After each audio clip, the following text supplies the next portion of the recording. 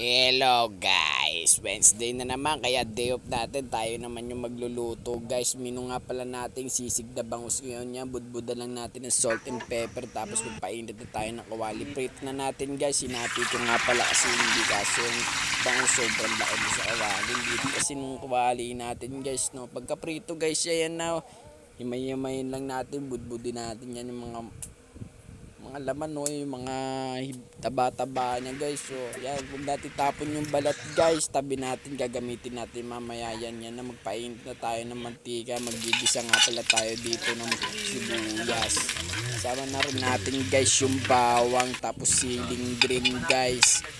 Isahin natin siya ng mabuti. Ayan na guys, ginigisa na natin guys.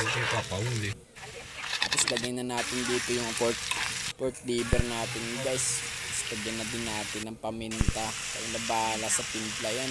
Lagyan na natin yung bangus na hinimay-himay natin guys. Tapos lagyan na natin yung mayonnaise yan. Halu-haluin lang natin guys. Grabe yung halong-halo guys, para masarap sa pulutan yan guys. Pero ulam lang ngayon, di naman kasi tayo nagiinom guys.